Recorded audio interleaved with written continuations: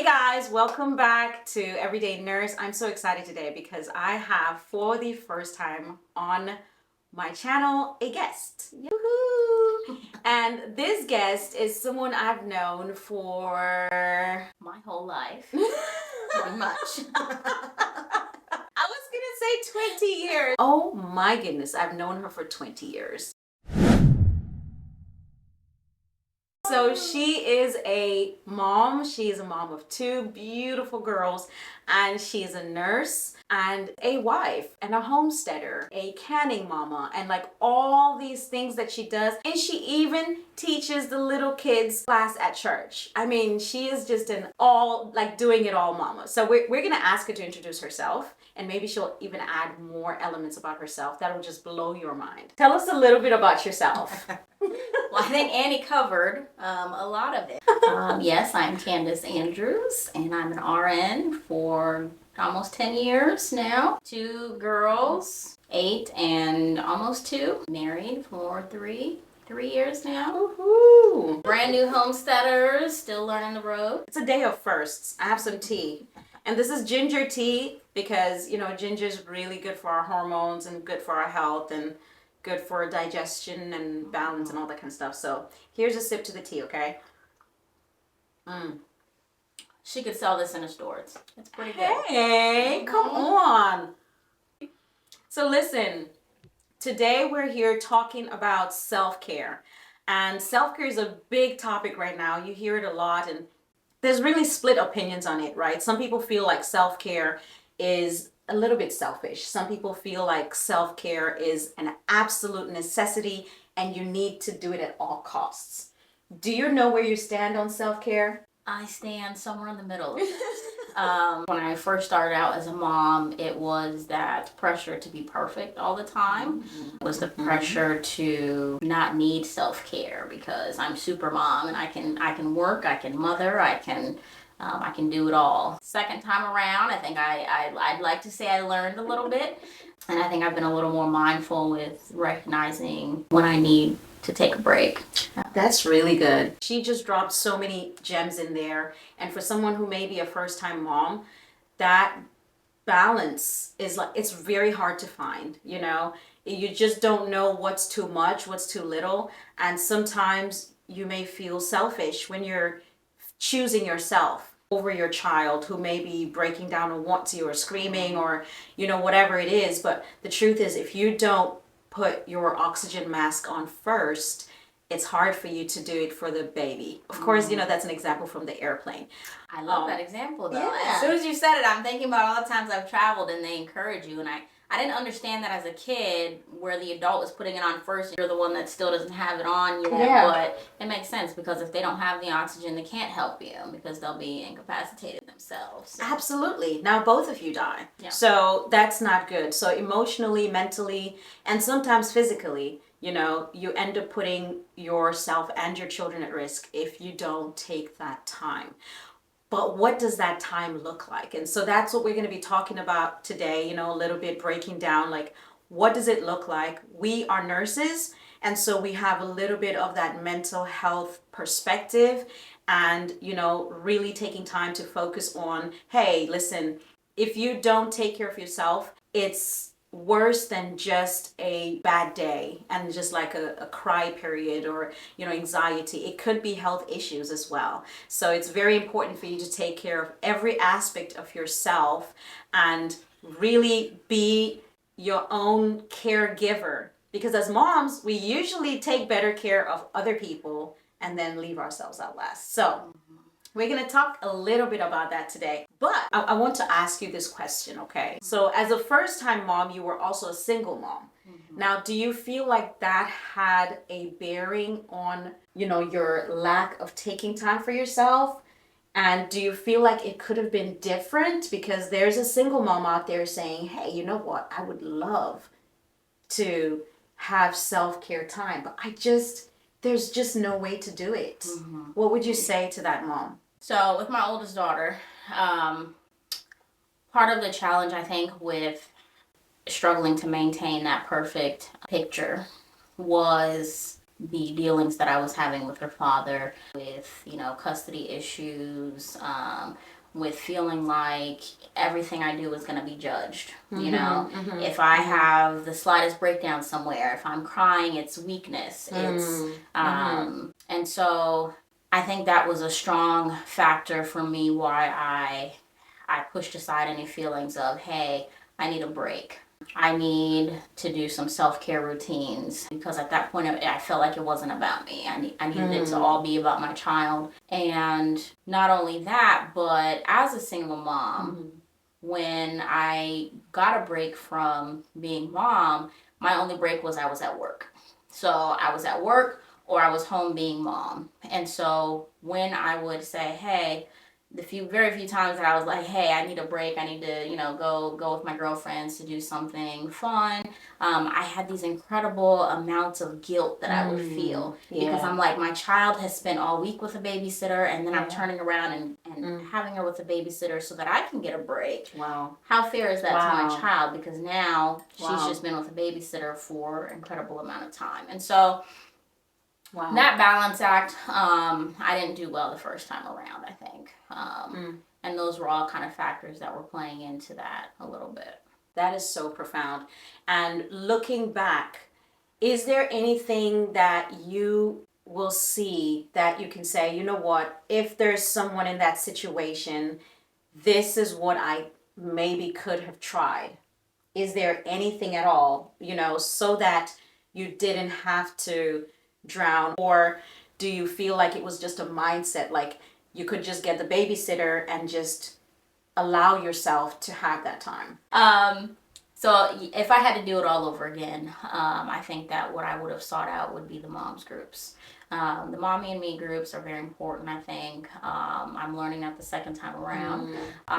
But it gives you that sense of companionship. It refreshes you. It refreshes you to be with other moms who are going through the same stages that you are in.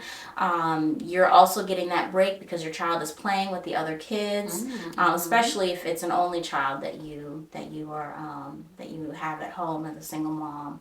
I think had I done a little bit more of that and sought that out, it would have made things a little bit easier. Those were just nuggets. I mean, I'm over here like, wow, that came from a really deep place, of just looking back, and so much care and understanding on someone who may have that situation happening to them right now. So yeah, community. Find you a group, if that's the only option or the best option that you have. Find yourself a group, become a part of a community, and allow those people into your space. Just take that as part of your self-care. Well, that's really good, and that's going to lead us into our next question, which is, as a nurse, now looking at a mom, right? She may be a first-time mom, or she may be like me and have 5 children deep. Is there a measure of what is a healthy self-care routine? Is there a suggested time amount you would give her, daily, weekly? Like, what would you say if someone asked you? Oh, that's a tough one. I know everybody's life is different. Everybody's daily routines are different. The amount of children is different. I have 2. Annie has 5. She's a saint in my book. I'm not sure how she manages 5 every single day. I have 5 saints. 5 saints, I say. I don't know. I don't think there's an exact time. I think it just depends on you as a person. I think it depends on what kind of personality you have. I'm a little bit more introverted. I'm someone that needs that alone time to feel refreshed sometimes. So I think my husband and I have figured out that even if we take 20 minutes to ourselves during the day and say, hey, I'm going to the room, I just need to have, whether it's watch a short comedy show, read a little book. I think a few years ago, before we had our youngest baby, I used to enjoy getting my nails done. So that was once every 2 weeks, and I would go out and get my nails done. And there's something therapeutic in just doing something to beautify yourself. Absolutely. And whether it's getting your hair done or getting a massage or getting your nails done, it's very therapeutic. to have someone else care for you. I think that's where it comes down to, right? Somebody else is taking care of you. They're caring for you. They're doing a service for you. And I really enjoyed those times when I would do that. And it wasn't often. It was, once every 2 weeks, maybe. Yeah. Wow. I really like how you phrase that. Someone else taking care of you. You're so right, because sometimes we just look at self-care. And I like that you dropped little examples in there. You talked about reading a book, scrolling social media, whichever one is your favorite, just maybe even taking a cat nap or whatever, right? Or a little walk. I know a mom actually, oh my, this was way before. So back when I had one child, I had a mom friend that I would meet at the playground of the apartment community where we stayed. And she had 5 children at the time, and I used to look at her and just marvel. I'm like, wow, you have 5 children. That is so incredible. Like, how does someone have 5 children?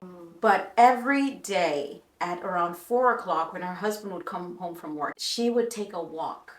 And it didn't matter the weather. You would see her out in the snow taking a walk. Now, I never saw her in the rain because I wasn't out in the rain either, okay? But she would take a walk with her headphones in and by herself. And she did this, and she talked about how she would just take the time every single day and take that walk.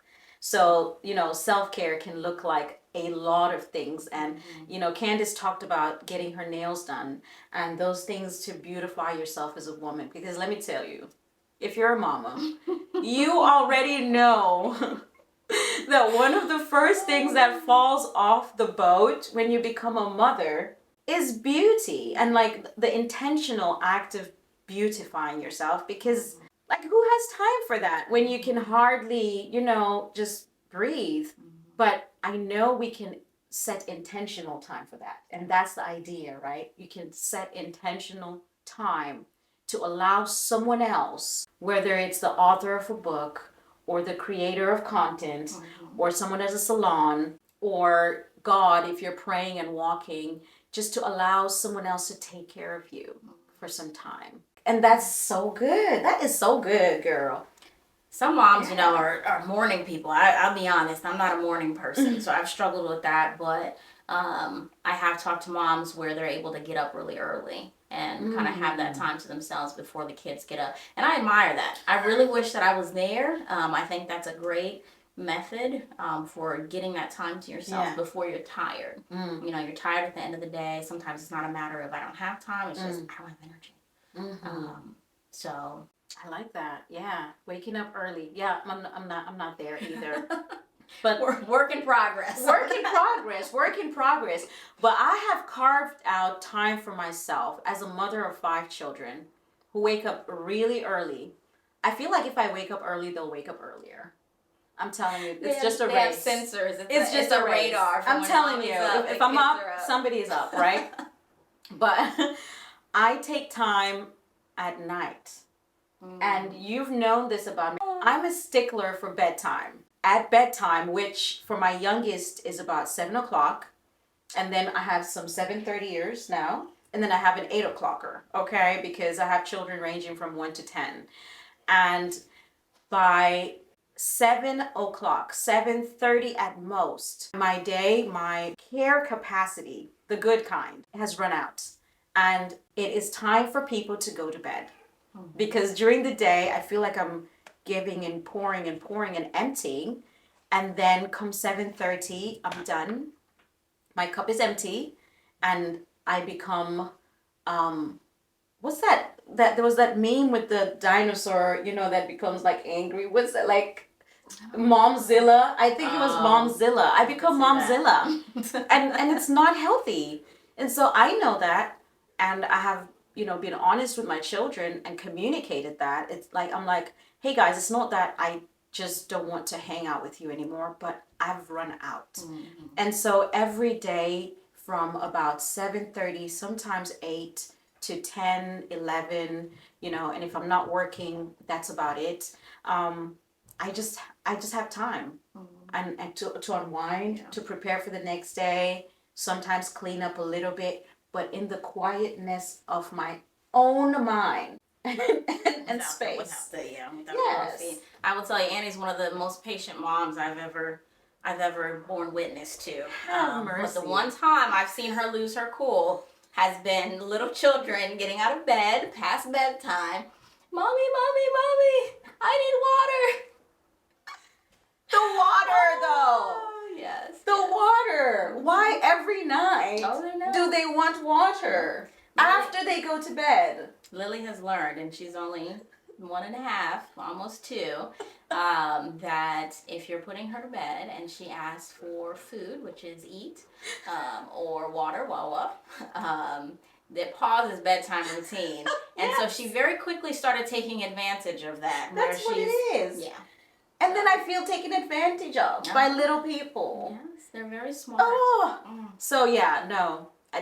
No. Bedtime, that's it. That's a little bit of my self-care. But I feel like I still have growing room, because I feel like that's like my tank is empty and now I'm done. But I think self-care prevents the tank from emptying so quickly. I like that. Right? I like that, yeah. Instead of running to E, we need to be refilling right around that halfway mark. Yes.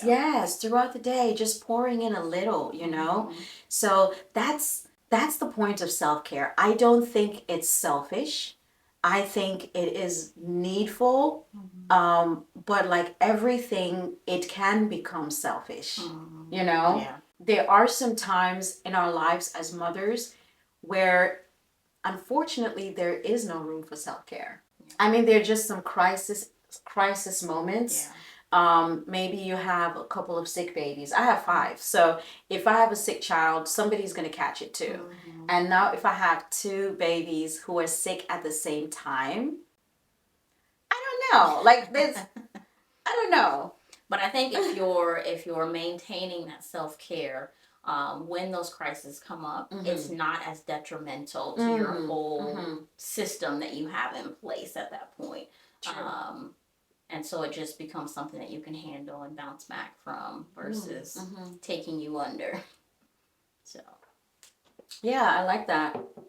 So another aspect of self-care, I think, is the added help with the spouse, a co-parent, whatever the case may be. Does having an involved and willing spouse make a difference to self-care, or is self-care something that you do outside of co-parenting, even in the best case scenario? So I think it needs to be just as much self-care when you have a co-parent, but I think it's very easy to fall into the mindset of, well, I have a co-parent. I'm not 100% responsible. So therefore, I think the self-care is just kind of built in, and I don't need to seek it out, and I don't need to purposefully make time to do this. So in that way, it can kind of get swept under the rug a little bit. I don't know if that makes sense. But it's something that even with the second, having my husband there to help with that, we still had to come to a realization that, hey, I still need breaks. You still need breaks. We need to make that happen. Even as a couple, we've struggled with not being, around family the last 6 months or so. And we were trying to figure out the other day, we're like, when was the last time we had a date night? Like, when was the last time we didn't have the children around us? So I think in some ways, coming from single mom to now co-parenting full time, it still is something that I've let slip here and there, that we've had to have conversations about and really try to work out how to incorporate that back into our lives a little bit. I think you actually touched on the core in there, because it opened up this idea that self-care is really about yourself, your individual self, making sure to keep those things that give you spark alive, your individuality. So yes, you may have a very involved co-parent, spouse, and you may still really enjoy painting. And it's something that you want to keep alive, and you do it, on your own time. I I'm going to kind of circle back just a little bit. Mm-hmm. I think that when I was a single mom, all of those things kind of, they kind of fell into oblivion. And it took several years. It actually took me getting back into the dating game. Guys would ask me, hey, what do you like to do for fun? What are your hobbies? And all of a sudden, here I am, a single mom with a 3-year-old, and I say, I don't know. Well, like, when was the last time I read a book? When was the last time I took a walk? Or I used to jog? And when was the last time I went jogging? And so that was the wake-up call for me that said, hey, you need to maintain those things that make you an individual that you enjoy doing.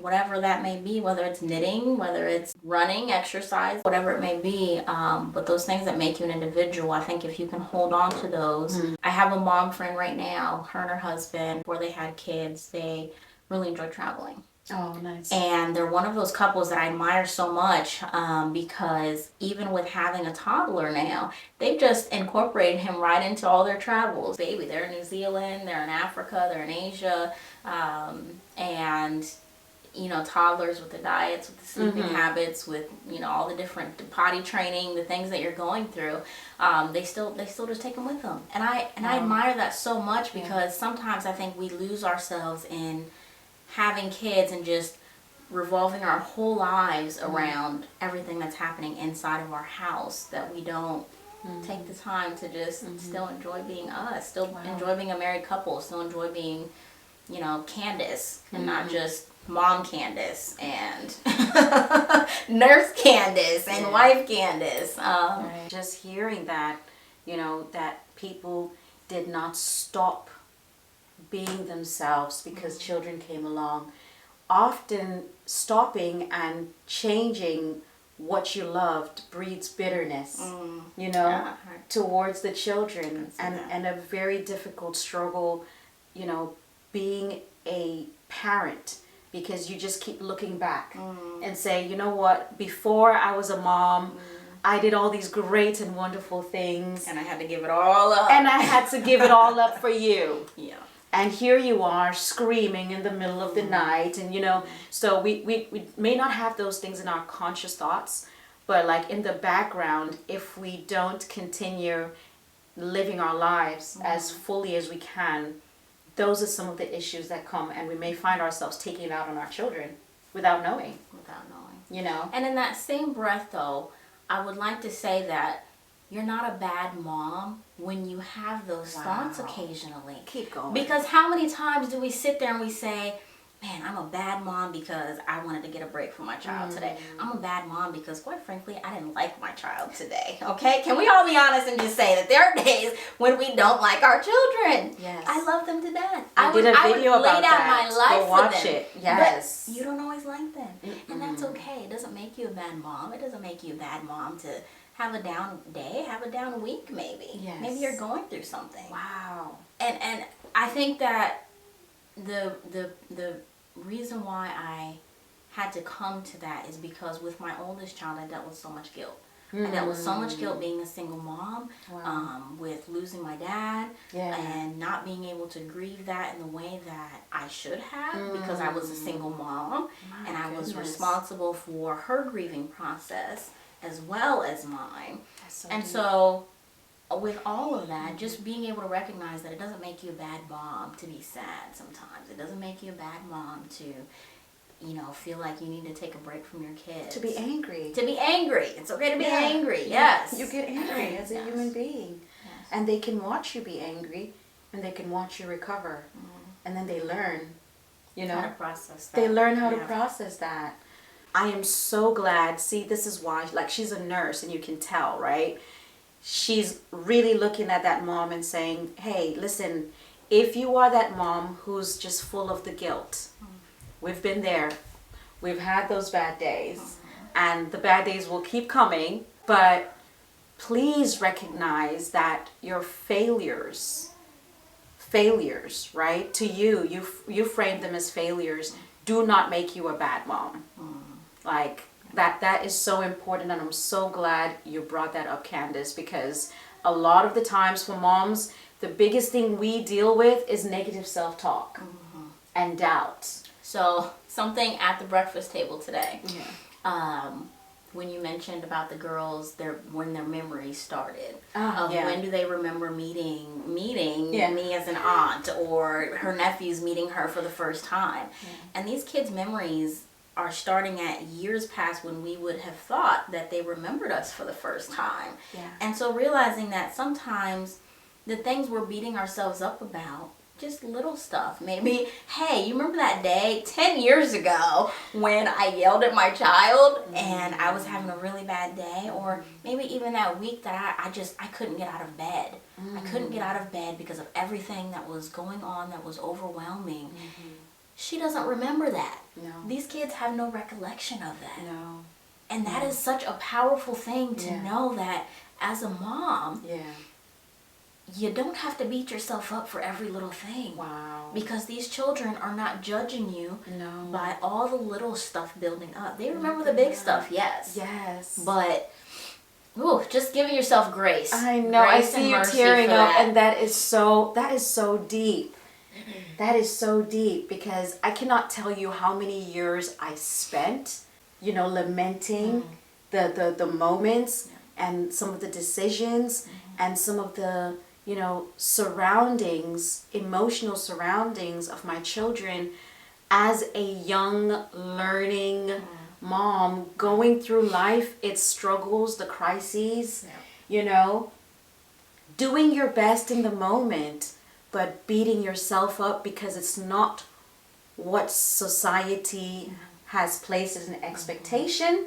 And it's not what you expected for yourself in your future. When you were young and you imagined having children and a family, it looked a certain way. And then when you grow up and life goes a different way, sometimes there's that heaviness, And so that's what I'm so thankful that you were so vulnerable to share that. It is incredibly deep, mamas. Listen, if you have that, you need to work it out within yourself. Children, remember how we made them feel loved. There is a good in that. When we experience failures, it really helps us to choose to do better and move past it into a beautiful future, right? Absolutely. Oh my goodness. Well said. Listen, you guys, I don't think you guys need any more gems on self-care. I know we didn't really touch on self-care in terms of diet and exercise too much.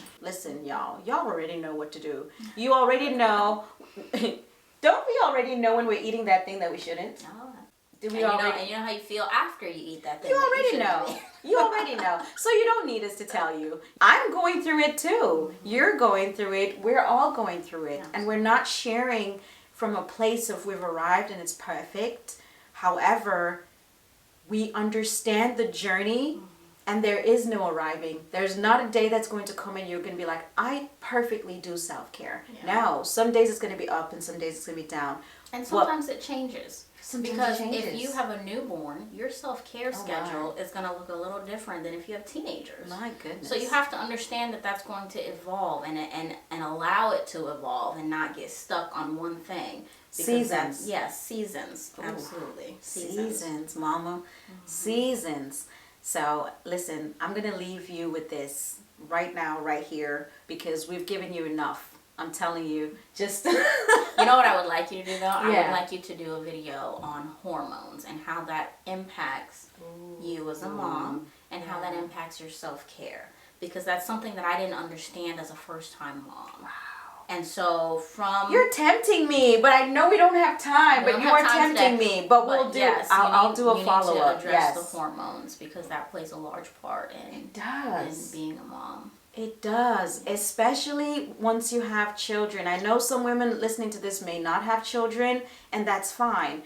But once you have children, whether through birth or adoption, because the stress, hormones and stuff, yes, I'm going to do a follow-up. Please subscribe to my channel. The video is coming one of these days, very soon. We're going to talk about self-care and hormones. Great call. Great call. Yes. Thank you so much, Candace, for joining me on the channel today. Thank you for this talk. Thank you for sharing your truth and being so transparent and being willing to share your experience with the people who may still be in the pits of it. You know, and that's the thing. It is a pit. I appreciate you having me, and this was so fun.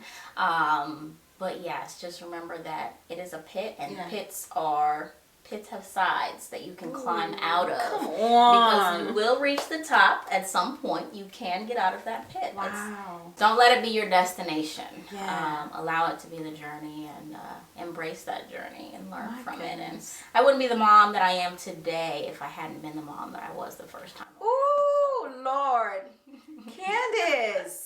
Seriously, I have been saying, and she just said, things don't feel good when they're happening, but they're happening for you, not to you. For you, not to you. She wouldn't be the mom she is today without the journey. Because the journey made her into this incredible, I know you don't know her yet, but you're going to see her more on my channel. The journey made her into this incredible mom, incredible nurse, and a loving and striving wife, because that's a journey too. Okay? So thank you all for joining us today. I look forward to seeing you on the next video. Please share this video if it's been a blessing to you. Give it to someone who you know needs it. Okay? That's all I can tell you.